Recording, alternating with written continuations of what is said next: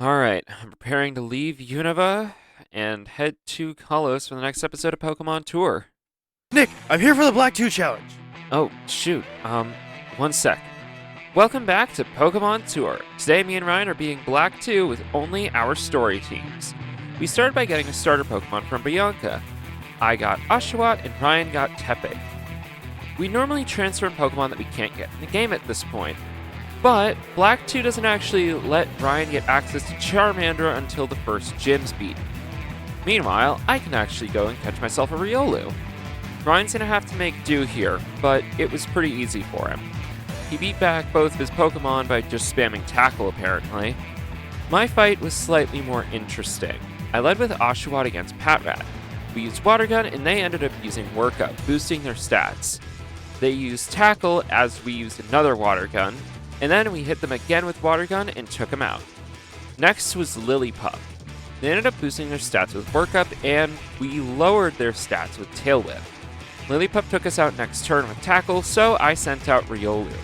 Lillipup ended up powering up using Work Up again, and despite being at +2 attack, I decided to go for it, and I had Riolu use Counter, taking out the Lillipup, winning us the first gym battle.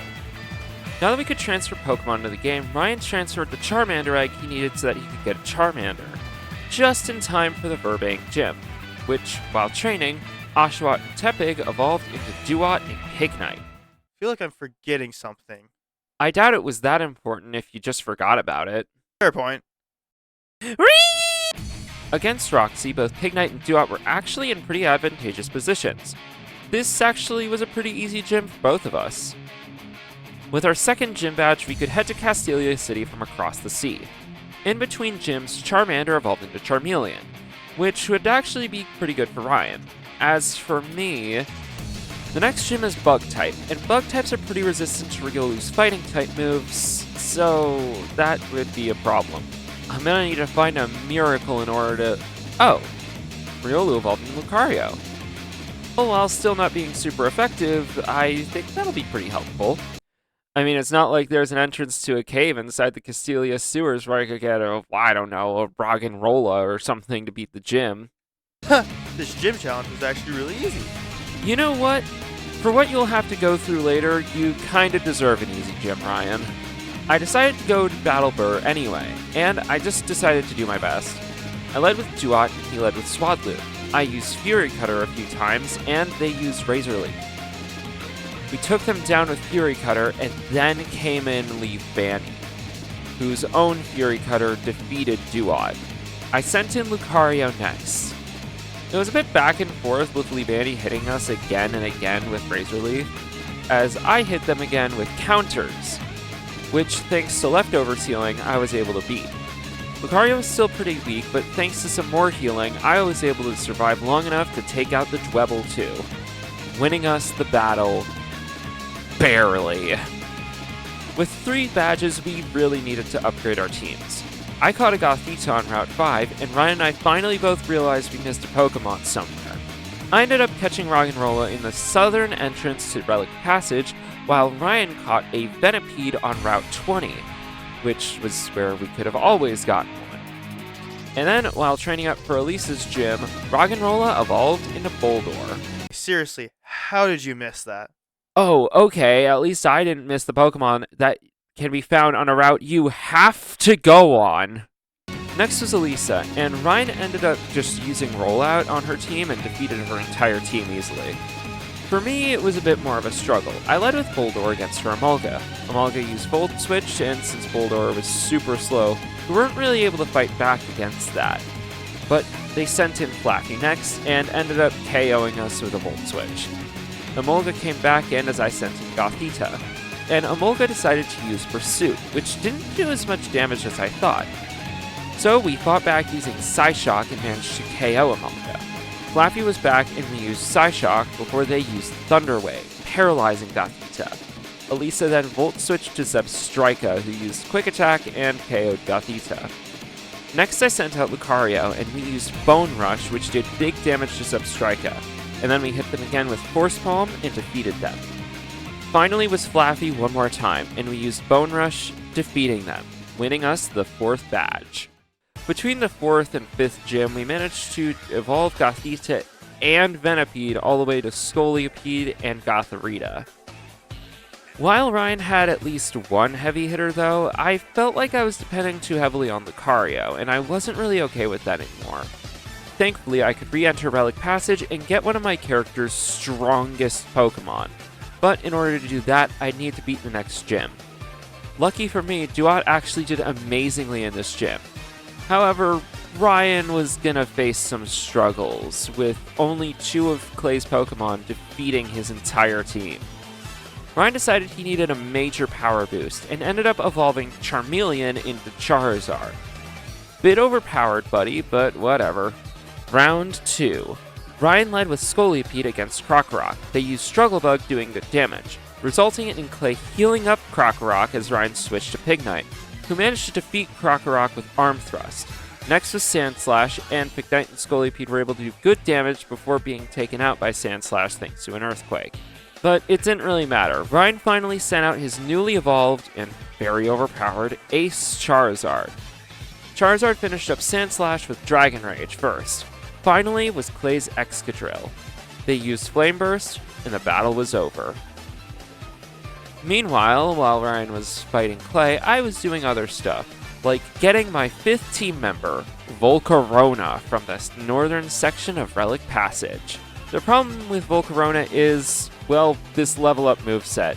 These moves are not great until we reach some pretty high levels, so this amazing Pokemon won't be amazing until we reach the league, basically.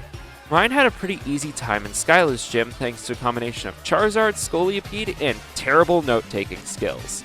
Give this a read, and just know I didn't edit any of this. I had a bit of a tougher time beating 3 Pokemon, but each one was able to take down a different member of Skyla's team, making this not too bad. Because of our flawless victories, Skyla decided to fly us to Lamentus Town, so we could make our way to Opelousas City.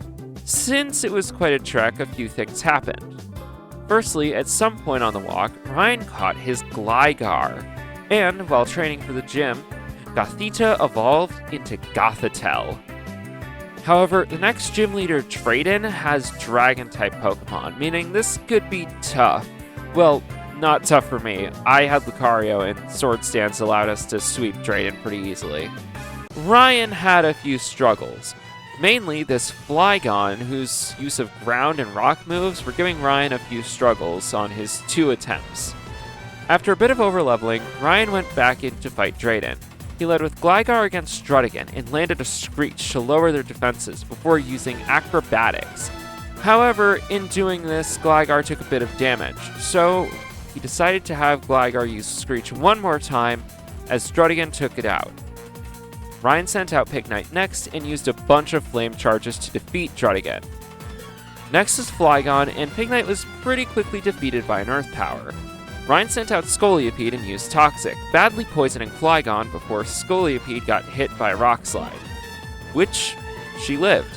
Next, Scolipede used Venoshock, and in doing so survived a second Rock Slide, as Flygon died to poison damage.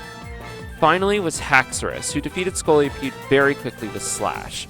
But in doing this, Haxorus activated Scolipede's Poison Point ability, poisoning Haxorus. Haxorus, however, started setting up Dragon Dances and used Slash on Charizard, who managed to tank it, as Ryan used Fly again, defeating Haxorus with poison damage, winning Ryan the 7th badge. And since not a lot happened between the 7th and 8th gym, let's just get into the 8th gym battle. Now, the 8th gym is Water type, which neither me or Ryan have that much we can do against, with Ryan having it really bad since his team was mostly weak to water. However, I will say that I had taken this gym down a lot easier than Ryan did. Ryan would have a harder time though. He started with Scolipede against Caracosta. They used Toxic before being taken out by Smackdown. He sent out Pignite next and used Arm Thrust, which defeated Caracosta. Next was Wailord, and Ryan had Pignite use Arm Thrust on Wailord twice before being defeated. Gligar came out next and used Acrobatics, defeating Wailord. And finally was Jellicent. Ryan decided to use Screech, lowering Jellicent's defense. Then Gligar was able to get off in acrobatics on Jellicent and KO'd it with a crit. Ryan had all 8 gym badges. With all the gym badges, we could finally make our way to the Pokemon League, but we needed to do something else first. We need to stop being transphobic. Jerk.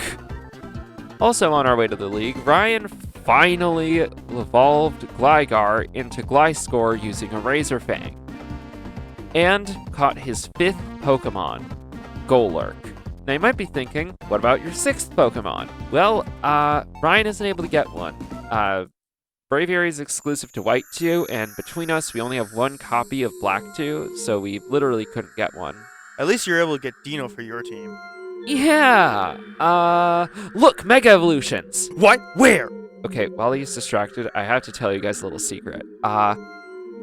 You can only get Zweilous on the Victory Road, and I can't complete my team yet with the daycare because that's in the post-game. So I just decided, hey, let's just not have it. Since Ryan also has to use 5 Pokemon, I'm going to use 5 Pokemon. And I didn't tell him because I thought it would be funny. There were no Mega Evolutions. Sorry, buddy. Next time I'll be able to use Megas, I promise. We entered the Unova League, and Ryan didn't actually have that bad of a time with the Elite Four. However, I struggled a bit with Chantal. Her team wasn't necessarily too powerful, but the only Pokemon I had that could go up against her was Volcarona, who wasn't going to be very good against Drifblim or Golurk. I decided to skip her for now, and decided to go up against Caitlyn and Marshall first. And after defeating Caitlyn, Volcarona leveled up and learned a brand new move. The new move in question, known as Quiver Dance. A move that boosts your Pokemon's special attack, special defense, and speed, which is really good on special attackers, if you can set it up. Against Chantal, I got us the boost 3 times, and she didn't stand a chance after that.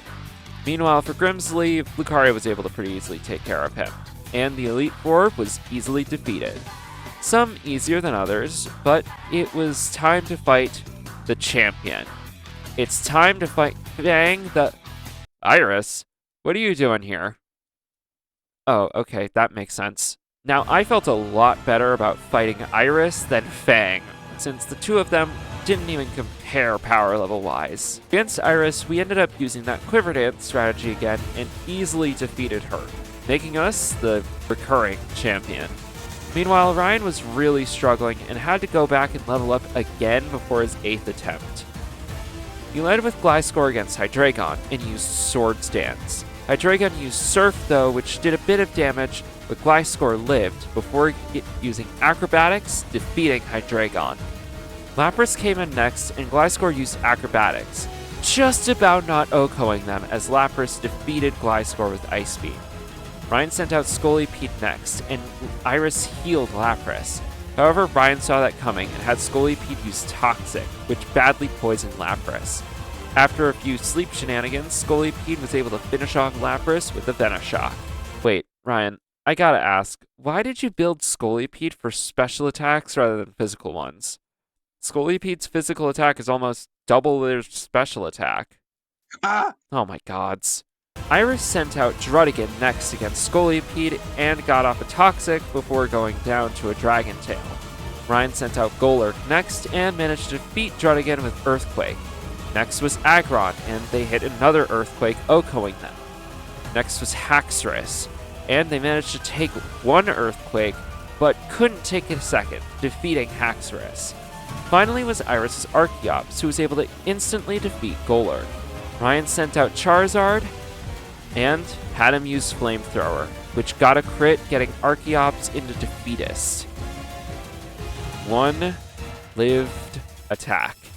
Archeops used Rock Slide, and Charizard lived, allowing Charizard to use Flamethrower again, defeating Archeops, winning him a champion title in Pokemon Tour. Good job, Ryan. Thanks for having me for this Unova challenge, but I'm getting out of here. This place sucks. Yeah, let's save the battle for another day. For now, I've got one last thing to do. For those who don't know, I've had a bit of a tradition in Pokemon Tour to battle Cynthia whenever I can, and I decided to do it one more time and see if I could defeat her again in this challenge. First thing before I fight Cynthia again is to complete my team, so I went to the Victory Road and caught 2 Zweilous. I dropped them off at the newly unlocked daycare and eventually got an egg that hatched into a Dino, my 6th Pokemon. My team was finally complete, and after grinding up to her level, which took forever, it was time to fight Cynthia one more time on the tour. I led with Volcarona against Spiritomb, and we were able to set up 2 Quiver Dances as Cynthia didn't even bother attacking, and we used Flamethrower, OHKOing Spiritomb. Next was Garchomp, and we were able to use Bug Buzz, which OHKO'd Garchomp with crit. Next was Milotic, and we used Bug Buzz, which crit OHKO'd them too. Next was Togekiss, who we couldn't OHKO, but they were able to get a Thunder Wave off, paralyzing Volcarona too. Because of the paralysis, they weren't able to outspeed anymore, and they landed in Air Slash. Volcarona tanked it though, allowing us to retaliate with Flamethrower again, defeating Togekiss. Next was Lucario, who used Psychic, and got a critical hit, but we still managed to survive and hit them back with a Flamethrower, defeating Lucario. Finally was Cynthia's Glaceon, who didn't even try as we used Flamethrower and OHKO'd them, getting us our 3rd Cynthia sweep in Pokemon Tour, completing the challenge. Thank you guys for watching this episode of Pokemon Tour. Be sure to like, comment, subscribe, turn on notifications, share this video with everyone you know and love, and I'll see you in the next one. Bye!